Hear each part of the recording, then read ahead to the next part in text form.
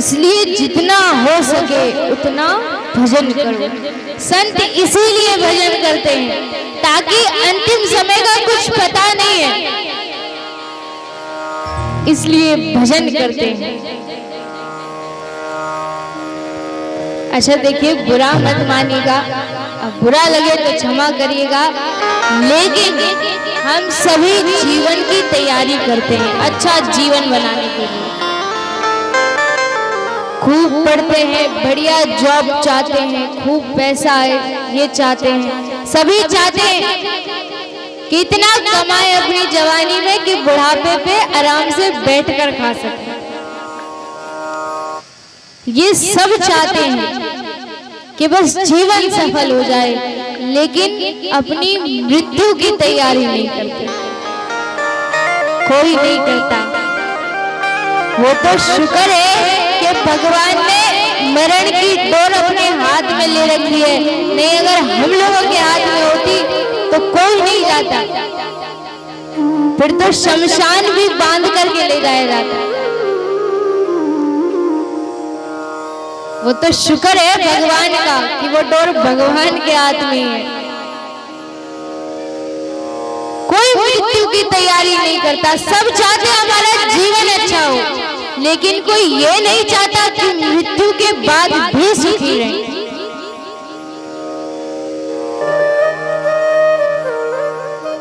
अब कई लोग पूछते हैं मृत्यु की तैयारी कैसे होती है? चलो जीवन की तो तैयारी ऐसे हो जाती है, पढ़ लो, बढ़िया जॉब कर लो, खेती बाड़ी कर लो, खूब पैसा आ जाए, अपने अकाउंट में डाल दो, फिर बैठे बैठे आराम से खाओ। ऐसे तो जीवन की तैयारी हो सकती है, लेकिन मृत्यु की तैयारी कैसे? तो कहा जैसे मान लीजिए आप सभी स्कूल तो गए होंगे, स्कूल में गर्मियों की छुट्टी पड़ती है, कितने महीने की? 1 महीने की। तो मास्टर क्या करते हैं? सोचते हैं कि 1 महीने की छुट्टी दे रहे हैं, बच्चे मौज ना ले, मस्ती ना करें, इसलिए खूब सारा काम दे देते हैं ताकि बच्चे साथ साथ पढ़ाई भी करें। अब 2 कैटेगरी के बच्चे होते हैं, यानी 2 प्रकार के बच्चे होते हैं। एक तो वो होते हैं कि शुरू में ही 4-5 दिनों में अपना कार्य पूरा करके रख देते हैं, जब स्कूल खुलेंगे जाएंगे मास्टर जी से चेक कराएंगे। लेकिन एक कैटेगरी के बच्चे ऐसे होते हैं कि 20 दिन तो खूब बढ़िया घूमेंगे, मौज लेंगे, मामी के यहाँ, मौसी के यहाँ खूब घूमेंगे, लेकिन जब आखिरी के दिन बचेंगे, 3-4 दिन बचेंगे, तब सोचेंगे कि अब स्कूल खुलने वाले हैं, काम करना पड़ेगा, काम नहीं किया तो मास्टर जी मारेंगे। फिर सोचते अच्छा अभी तो 4-5 दिन है, जब 1-आध दिन बचेंगे तब कर लेंगे, अभी तो बहुत टाइम है। फिर अपने मस्ती मौज में लग जाते हैं। अब फिर जब आखिरी दिन बचता है, फिर सोचते हैं कि अब काम करना पड़ेगा। लेकिन अब आप ही बताइए, 30 दिन का काम 1 दिन में हो सकता है? नहीं हो सकता। फिर सोचते हैं काश मम्मी छुट्टी करा दे, ना जाए हम स्कूल, काश पिताजी कुछ कहे ना, आज कह दे कि अभी स्कूल खुले हैं, अभी कुछ नहीं होगा तो छुट्टी कर लो। लेकिन फिर भी माता पिता भेज देते कि कुछ तो होगा,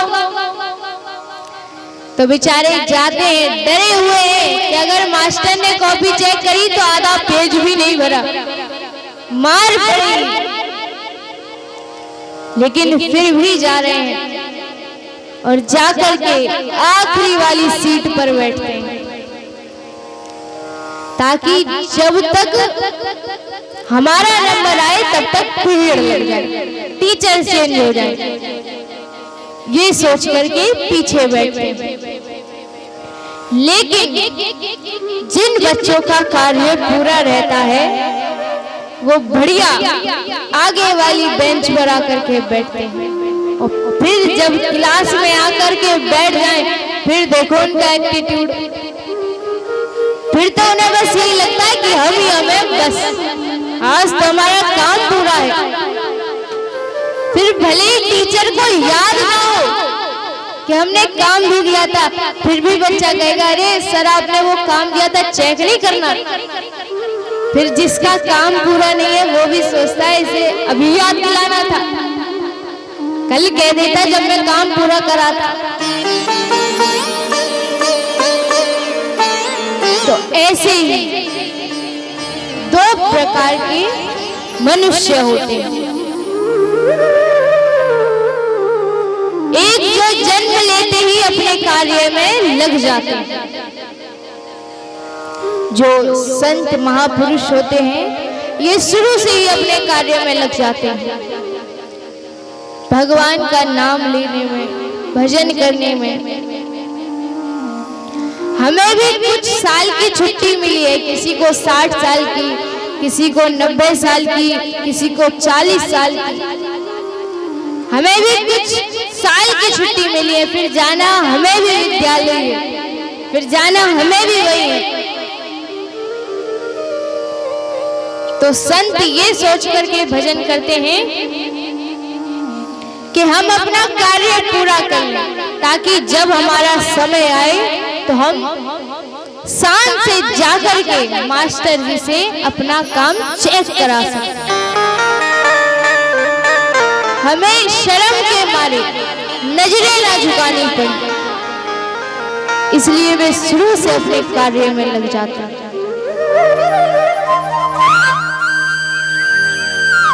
लेकिन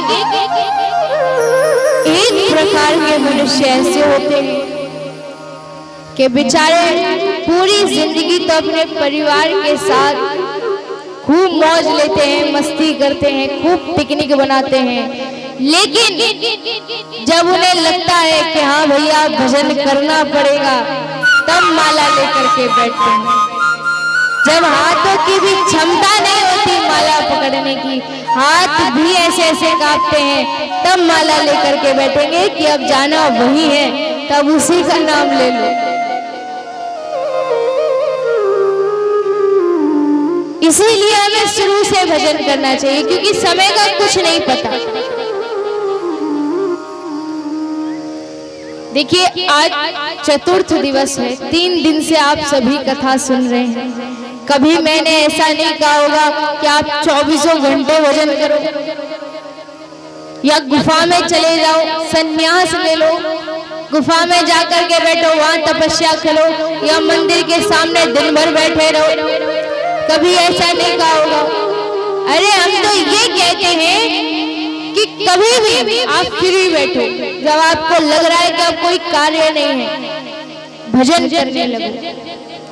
माताएं कोई भी कार्य कर रही है, मान लीजिए घर का कार्य कर रही है, कपड़े धो रही है, झाड़ू लगा रही है, तो मुंह से तो करती नहीं है, करती तो हाथों से है, तो मुंह से भजन करते रहो। आप कैसी भी स्थिति में, हर स्थिति में भजन कर सकते हैं, क्योंकि कहा गया है कलयुग केवल नाम धारा, जो मेरे सुमिरन उतरे पारा। सिया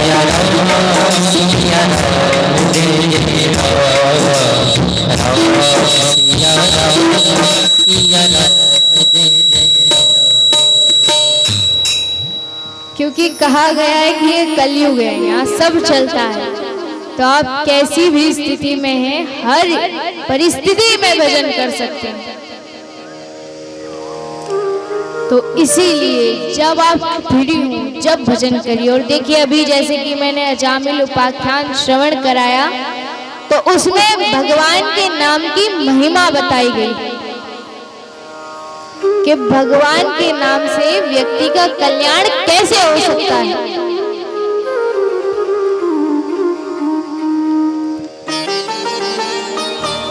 और जैसे कि पहली भक्ति अभी नवदा भक्ति आप सभी ने सुनी, तो पहले भक्ति है प्रथम भक्ति संतन कर संगा, यानी संतों का संग करो। अच्छा, जब जुआरी का संग करोगे तो जुआ खेलना सीखोगे, नेता का संग करोगे तो नेता नगरी सीखोगे, शराबी का संग करोगे तो शराब पीना सीखोगे। इसीलिए किसी भक्त का संग करो, किसी संत का संग करो, ताकि आप भक्ति करना सीखो। जब किसी अच्छे व्यक्ति से जान पहचान हो ना, तो अपनी भी वैल्यू बढ़ जाती है या नहीं?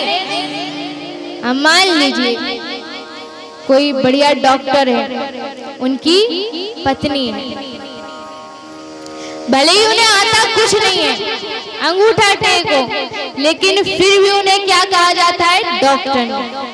जैसे पीएचडी करके आई, भले ही कुछ नहीं आता उन्हें, अंगूठा टेक है, लेकिन डॉक्टर का संग करके क्या कहा जाता है? डॉक्टर। तो इसीलिए अच्छे का संग करो, ताकि तुम्हारी खुद की वैल्यू बढ़ जाए। भले ही आप गलत नहीं हो और किसी गलत व्यक्ति के साथ रह रहे हो, तो आपको उसी नजर से देखा जाएगा जिस नजर से उस व्यक्ति को देखा जा रहा है। भले ही आप गलत नहीं हो, आप अपनी जगह बिल्कुल ठीक हो, लेकिन वो व्यक्ति गलत है, तो आप उसके साथ हैं, तो आपको उसी नजर से देखा जाएगा। आप मदिरा पान नहीं करते और किसी शराबी के साथ रहते हैं, तो आपको उसी नजर से देखा जाएगा। तो लोग बाग यही कहेंगे कि ये भी शराब पीता होगा, इसीलिए शराबी के साथ घूमता है। तो इसीलिए अच्छे व्यक्ति से जान पहचान होनी चाहिए, ताकि अपनी वैल्यू बढ़ जाए। तो अच्छा व्यक्ति कौन है? संत, महापुरुष, जो भगवान का भक्त है, वही अच्छा व्यक्ति है। आप सब वृंदावन तो गए होंगे। अच्छा, वृंदावन कौन कौन गया है? नहीं गए? अच्छा, कुछ लोग तो गए हैं, और यहाँ कोई नहीं गया? अरे कोई बात नहीं, बिहारी जी जल्दी बुलाएंगे, लेकिन जयकारा तेज बोलोगे तो ही बुलाएंगे। अब धीरे धीरे बोलते हो जय हो, तो बिहारी जी सोचते हैं इनका आने का मन नहीं है, तो क्यों बुलाएं। अब जो तेज बोलते हैं वो तो जाते हैं, अब धीरे बोलती हो इसलिए नहीं जाती हो। तो जो बिहारी जी गए हैं, वृंदावन गए हैं, तो बिहारी जी भी गए होंगे। बिहारी जी के दर्शन करें, तो बिहारी जी के मंदिर के सामने आपने देखा होगा कि फूल माला वाले खड़े रहते हैं। अगर आप उनसे जाकर के कहोगे कि भैया फूल माला दे दो, तो वो क्या करेंगे? एक सूखा पत्ता लेंगे, उसमें फूल माला रखेंगे और डोरी बांधेंगे और आपको दे देंगे। अब आप जाकर के वो फूल माला गोसाई जी को दे देते हैं, और गोसाई जी क्या करते हैं? उस फूल माला को ले जाकर के बिहारी जी के चरणों में रख देते हैं, समर्पित कर देते हैं। अब यहाँ ध्यान देने वाली बात है, चलो गुलाब की तो मानी भी जा सकती है कि उसका रूप है, रंग है, खुशबू आती है, उसका कलर कितना सुंदर होता है, तो माना जा सकता है कि एक बार को वो बिहारी जी के चरणों में समर्पित होने का अधिकारी है। लेकिन जो सूखा पत्ता है, उसका तो कोई रंग भी नहीं है, उसमें तो कोई सुगंध भी नहीं आती, उसका तो कोई रूप भी नहीं है, लेकिन गुलाब का संग करके वो भी बिहारी जी के चरणों में समर्पित होता है। इसलिए भक्त का संग करो, क्योंकि जब संत महापुरुष बिहारी जी के चरणों में समर्पित होते हैं, तो वो आपको भी ले जा करके उन्हीं के चरणों में समर्पित कर देते हैं। तो इसीलिए संतों का संग करो, महापुरुषों का संग करो। तो आइए अष्टम स्कंद में चलते हैं, जहां भगवान के एक और भक्त की कथा आती है। अब राजा परीक्षित जी को श्री सुखदेव जी महाराज गजेंद्र की कथा सुनाते हैं। कहते हैं, आशीद गिरिवरो राजन त्रिकूट इति विश्रुतः। त्रिकूट पर्वत पर एक गजेंद्र रहता था, यानी हाथी रहता था। उसका खूब बढ़िया हरा भरा परिवार था।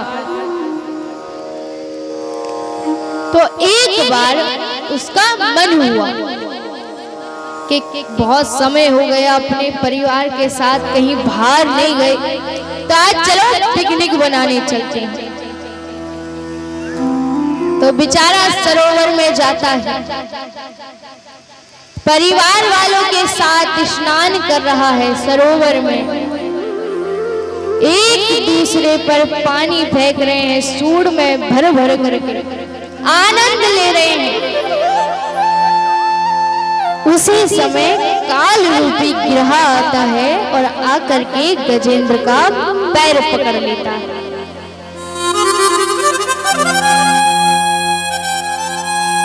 अब किसी ने श्री सुखदेव जी महाराज से कहा कि प्रभु, ये क्या मगर की और गजेंद्र की कथा सुना रहे हैं?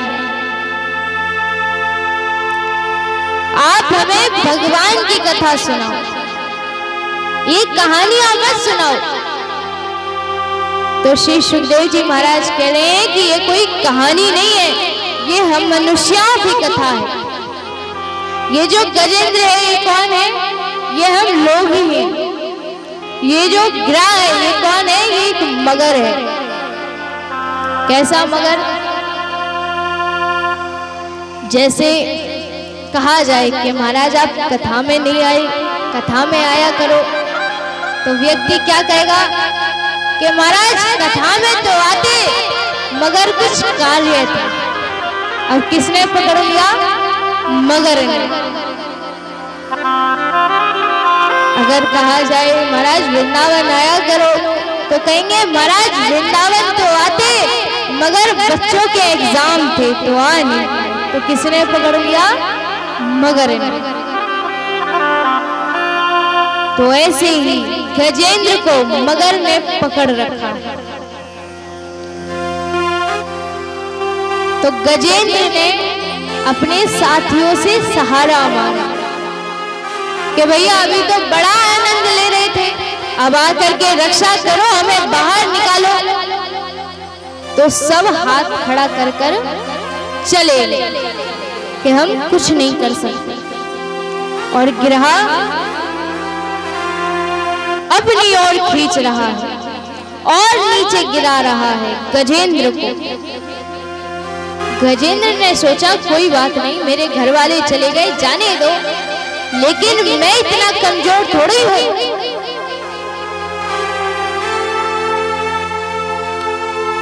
अब गजेंद्र का और गिरह का युद्ध हुआ। 1000 वर्ष तक युद्ध चला, ना गिरह हारा ना गजेंद्र हारा, युद्ध हो रहा है। लेकिन एक समय ऐसा आया, सबने साथ छोड़ दिया। ऐसे ही तो होता है संसारिक में, जब जीवन में दुख आता है तो सब साथ छोड़कर चले जाते हैं। लेकिन जिंदगी में सुखी है तो रिश्ता नहीं होगा फिर भी रिश्ता बना ले, और दुख है तो अपने रिश्तेदार ही साथ छोड़ करके चले जाते हैं। तो ऐसे ही गजेंद्र सोच रहा है कि कोई साथ दे, मेरे परिवार वाले आकर के मुझे निकाले, लेकिन कोई नहीं आया। तो आखिरी सहारा बचा ठाकुर जी का। तो ठाकुर जी को पुकार रहा है, पकड़ लो बलवारी नहीं तो डूबे जाएंगे। पकड़ लो हाथ बलवारी नहीं तो डूबे जाएंगे। पकड़ लो हाथ बलवारी नहीं तो डूबे जाएंगे। हमारा कुछ ना बिगड़ेगा, हमारा कुछ ना बिगड़ेगा। तुम्हारी लाज रहाई पकड़ लो आके बलवारी नहीं तो डूबे जाएंगे। मन हाथ से काली की सेवा करते हो।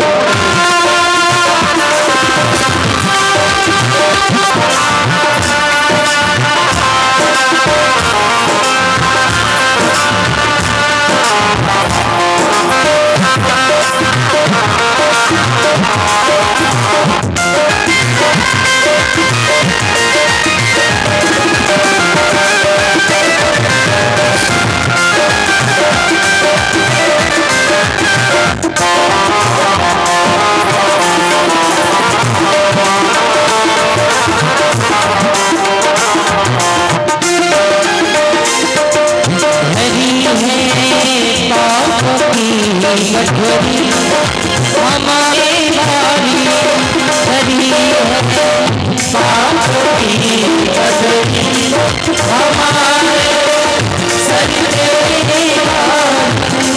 हमारे सजदे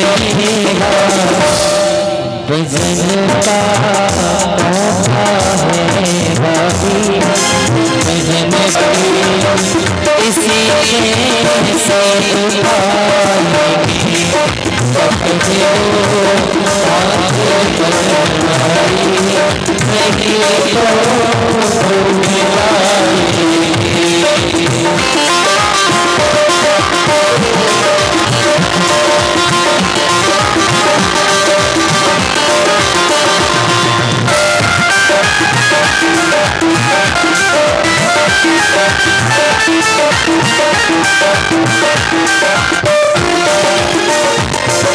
और संत कहता है तुम्हारी ही भरोसे ये जमाना छोड़ देते हैं।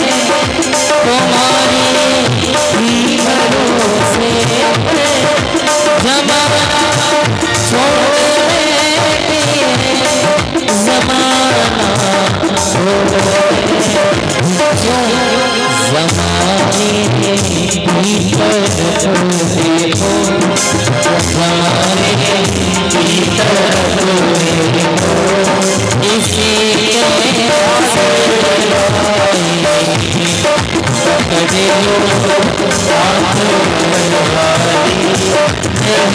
जाएंगे। नहीं तो डूबे जाएंगे। नहीं तो डूबे जाएंगे। नहीं तो डूबे जाएंगे। नहीं तो डूबे जाएंगे। नहीं तो डूबे जाएंगे। और जिन जिन भक्तों को पार होना है मैं दोनों हाथ उठाएं और मीठी मीठी ताली की सेवा करते होंगे। पकड़ लो हाथ बलवारी पकड़ लो हाथ बलवारी नहीं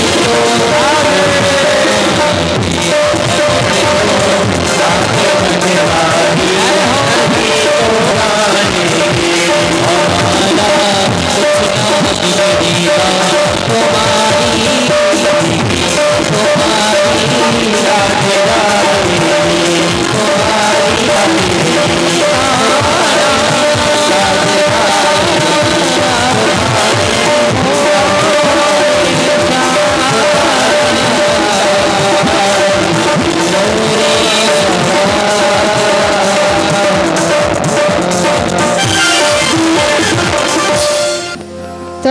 किसी का सहारा नहीं बचा। तो ठाकुर जी याद आए तो पुकार रहे हैं, नाक कान डूबन लागे कृष्ण को पुकारे, हे गोविंद हे गोपाल अब तो जीवन हारे, द्वारिका में शब्द भयो चोर भयो हारे, शंख चक्र गदा पद्म गरुड़ ले पधारे।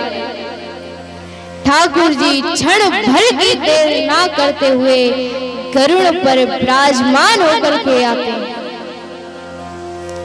अगर आज किसी की गति तेज है तो वो गरुड़ की है, लेकिन भगवान को गरुड़ की गति भी आज बहुत धीमी लग रही है। भगवान कह रहे हैं कि तू जान करके तेज नहीं चल रहा, क्योंकि तुझे ये डर है कि कहीं मैं तेरी सवारी छोड़ करके गजेंद्र की सवारी ना करने लगा। तो ग्राहक गरुड़ कहता है कि प्रभु मुझे क्यों डर होगा, वो तो आपकी इच्छा है, आप किसी की भी सवारी करो। तो भगवान कहते नहीं नहीं, तुझे सच में ये डर है कि कहीं मैं तेरी सवारी ना छोड़ दूं। खैर तू आता रहना धीमे धीमे, मैं जा रहा हूं। और भगवान गरुड़ से कूदते हैं और नंगे पांव अपने भक्त को बचाने के लिए भागे। वहां पहुंचते हैं, गजेंद्र गिरा दोनों को बाहर निकालते हैं, शूरदर्शन चक्र से गिरहा का सर धड़ से अलग कर देते हैं। गिरहा के शरीर से जो अंतिम ज्योति निकलती है वो भगवान के चरणों में आकर समाहित हो जाती है। ये गिरहा एक गंधर्व था जिसका पूर्व जन्म में नाम था हूहू। जैसे हमारे संसार में होता है, जब कोई ज्यादा हंसाता है, मजाक करता है, तो उसे क्या कहते हैं, बहुत कॉमेडियन है। तो ऐसे ही जो देवताओं को हंसाता है, जो मजाक करता है, तो उसका नाम रखा गया हूहू। उसका एक भाई भी था, हा हा, लेकिन हूहू को एक ऋषि ने श्राप दिया था कि तुम ग्रहा हो जाओ और तुम्हारा उद्धार भगवान नारायण करेंगे। इसीलिए भगवान नारायण ने ग्रहा का उद्धार किया। अब इसके बाद आती है समुद्र मंथन की कथा। समुद्र मंथन में 14 रत्न निकले। समुद्र मंथन जो दैत्यों के और देवताओं के मध्य हुआ। पहला विष निकला। अब सभी देवी देवता घबरा गए कि विष निकला है, ऐसे तो सब मर जाएंगे। तो देवताओं ने विष को इकट्ठा किया और लेकर के शिव जी के पास गए और कहा कि महादेव, ये विष आप पी लीजिए, यदि ये ऐसा ही रहा तो सब मर जाएंगे। तो भोले बाबा पार्वती मैया से कह रहे हैं, देखो देवी, ये हमें विष पिलाना चाहते हैं, क्या करें, पी लें? पार्वती मैया कह रही है, प्रभु आप वही करना जिसमें इन सब की इच्छा हो। तो भगवान कहते हैं ठीक है, हम विष पी लेते हैं। लेकिन भगवान ने विष अपने हृदय तक नहीं जाने दिया, क्योंकि जानते हैं कि हमारे हृदय में तो राम जी वास करते हैं, और अगर हृदय तक विष गया तो राम जी को दिक्कत होगी, उन्हें कष्ट होगा। इसीलिए रा कह करके मुख खोला, विष को पिया और गले में आया तो माँ कह करके मुख बंद कर लिया और गले में ही धारण कर लिया। जभी से महादेव का कंठ नीला हो गया। बोलिए नीलकंठ भगवान की। इसके बाद फिर समुद्र मंथन हुआ। प्रातः को गौ माता का प्रागट्य हुआ। संध्या के समय लक्ष्मी देवी का हुआ। लक्ष्मी देवी का प्रागट्य हम सभी मनाते हैं। दिवाली वाली दिन, अमावस्या वाले दिन मनाते हैं। शाम को पूजा करते हैं लक्ष्मी मैया की। क्यों करते हैं? क्योंकि उसी दिन उनका प्रागट्य हुआ था। लेकिन गौ माता का प्रागट्य भूल जाते हैं। केवल हमें अपने काम की चीज याद रहती है। लक्ष्मी आ जाए बस, लक्ष्मी मैया खुश रहे बस, और क्या चाहिए। लेकिन ऐसा नहीं करना है। संध्या के समय लक्ष्मी देवी का प्रागट्य हुआ था, उनकी भी पूजा करो। लेकिन प्रातः को गौ माता की भी पूजा करो, उनका पूजन करो।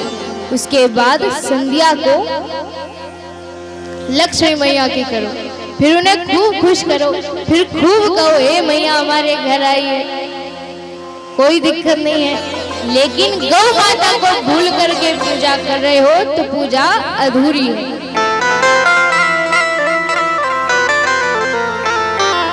वैसे गौ माता का कोई एक दिन नहीं है, सारे ही दिन गौ माता के हैं।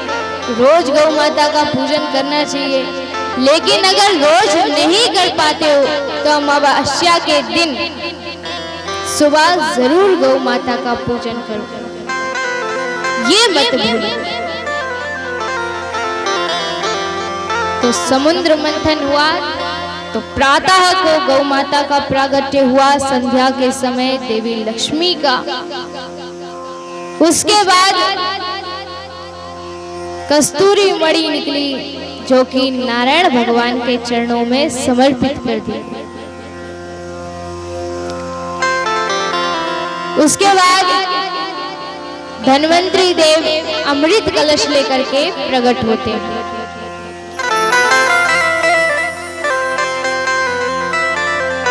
वो लेकर के दैत्य भाग जाते हैं, देवताओं तक नहीं आ पाता। तब भगवान मोहिनी अवतार रखते हैं और देवताओं को कलश देते हैं। इस तरह देवताओं तक कलश आया। उसके बाद दैत्यों में देवताओं में लड़ाई हुई तो दैत्य जीतने लगे और देवता हारने लगे।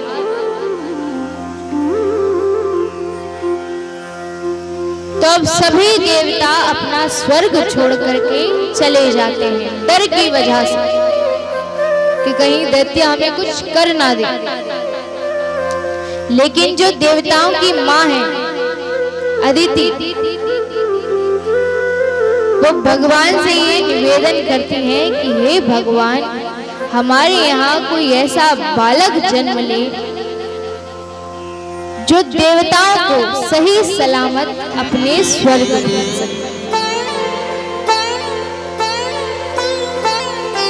भगवान उनकी ये प्रार्थना स्वीकार करते हैं, उनके गर्भ में आते हैं और भगवान बामन का भेष बना करके जन्म लेते हैं। बोलिए बामन भगवान की जय हो। तो बामन भगवान अब जन्म लेते हैं। सभी देवी देवता आते हैं, कुछ ना कुछ भेंट देते हैं। लक्ष्मी मैया छतरी देती है और सभी भेंटों को लेकर के बावन भगवान बलि के द्वार पर जाते हैं। अब बलि को किसी ने बताया कि आपके यहाँ पर कोई ब्राह्मण आया है, बलि यज्ञ कर रहा था। तो तो यज्ञ को वहीं छोड़ करके बलि ब्राह्मण को प्रणाम करने जाता है। वैसे तो देखिए बलि दैत्य है, लेकिन उसमें ये अच्छा गुण है कि कोई भी द्वार पर ब्राह्मण आता है, संत आता है, तो उसे प्रणाम करने जाता है सारे काम छोड़ करके। ये अच्छे गुण हैं बलि में। तो भगवान आए हैं, प्रणाम करता है और भगवान से कहता है कि प्रभु बताइए आप क्या लेंगे। भगवान कहते नहीं हम कुछ नहीं लेना चाहते। नहीं नहीं प्रभु आप आए हैं तो कुछ तो लेना पड़ेगा, हमारे द्वार से कोई खाली हाथ नहीं जाता, तो कुछ तो लेना पड़ेगा। भगवान कहते हैं नहीं भैया हमें कुछ नहीं चाहिए, हमने सुना था कि तुम्हारे घर यज्ञ चल रहा है तो बस दर्शन करने चले आए। अरे नहीं नहीं प्रभु वो बात तो ठीक है, लेकिन कुछ तो लेना पड़ेगा, कोई खाली हाथ नहीं जाता। अच्छा ठीक है, अब तुम इतना आग्रह कर रहे हो तो 3 पग भूमि हमें दान में दे दो। बलि कहता बस 3 पग भूमि, अरे कुछ मांगना था तो बड़ा मांगते, इस 3 पग भूमि में क्या होगा। अब भगवान मन ही मन कह रहे बेटा पहले तू 3 पग तो दे, फिर आगे देखेंगे तू क्या दे सकता है। पूरे गांव में शोर हो गया कि कोई ब्राह्मण बालक आया है, संतोषी बालक आया है बलि के द्वार पर। भीतर शंकराचार्य जी बैठे हैं, सोच रहे हैं कि चलो हम भी देख करके आए हैं कौन सा संतोषी ब्राह्मण आया है द्वार पर, तो देखने जाते हैं। अब जैसे ही शंकराचार्य जी ने देखा तो समझ गए कि ब्राह्मण कोई साधारण व्यक्ति नहीं है, ये साक्षात नारायण है और बलि को छलने आया है।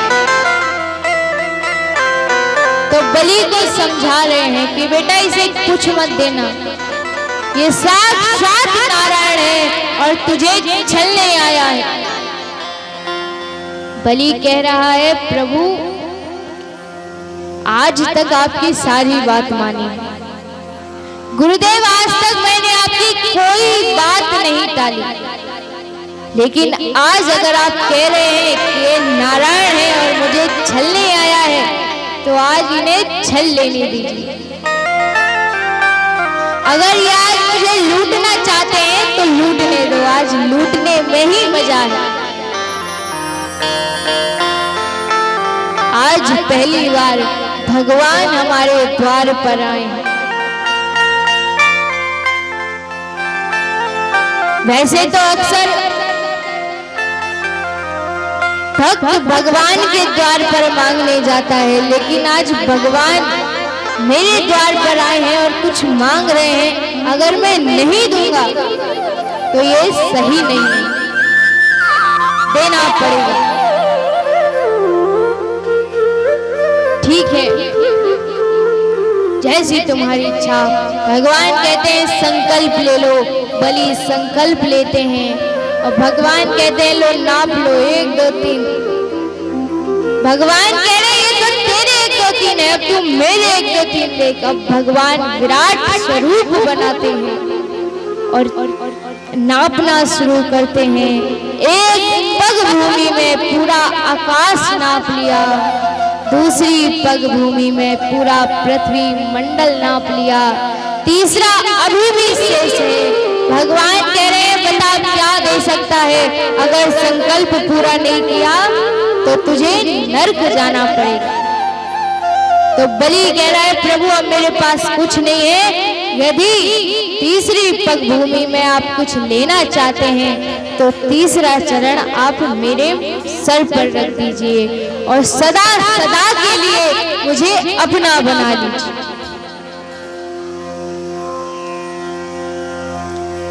भगवान हंस रहे हैं, भगवान कह रहे हैं मैं इसे लूटने आया था लेकिन इसने तो मुझे ही लूट लिया।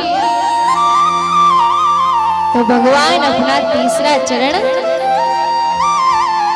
बलि के सर पर रखते हैं और खुशी से बलि को एक लोक देते हैं, सुतल लोक, और कहते हैं कि आज से तुम यहाँ के राजा हो। अब इसके बाद आती है राम कथा। देखिए भगवान ने पहले राम अवतार क्यों लिया?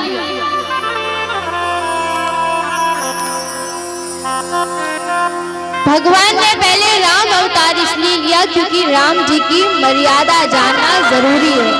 जब तक राम जी की मर्यादा नहीं जानेंगे, जब तक हम ठाकुर जी की नटखट बाल लीलाएं नहीं जान सकते। जब तक हमें बस यही लगेगा भगवान होकर के ऐसी लीला कोई करता है। इसीलिए राम जी की मर्यादा जानना बहुत जरूरी है। इसीलिए भगवान ने राम अवतार लिया।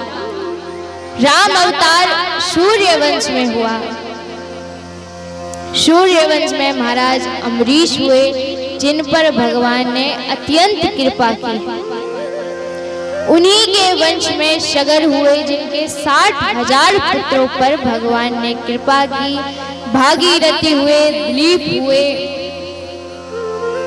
नग हुए, रघु हुए, जिनके नाम से सूर्य वंश का नाम रघुवंश रखा गया। इसीलिए कहा भी गया है रघुकुल रीत सदा चली आई, प्राण जाए करो बचन न जाई। सिया राम जय जय राम, सिया राम जय जय राम। जिनके नाम से सूर्यवंश का नाम रघुवंश रखा गया, ये वही रघु। इन्हीं के वंश में दशरथ हुए, जिनकी 3 कन्याएं थी, कौशल्या, कैकेयी, माता सुमित्रा। लेकिन इनके अभी तक कोई राजकुमार नहीं था। राजा दशरथ बहुत दुखी थे। एक बार भूपति मन माही, भई ग्लानि मोरे सुत नाही। गुरु गृह गयो तुरंत महिपाला, चरण लागी करे विनय विशाला।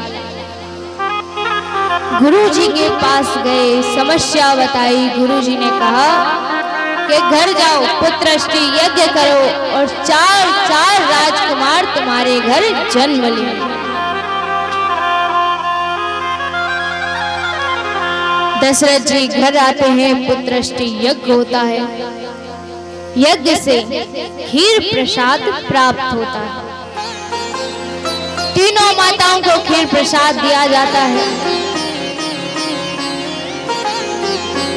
कैकेयी माता और कौशल्या माता अपना खीर प्रसाद संभाल करके रख देती है, लेकिन सुमित्रा माता ने अपना खीर प्रसाद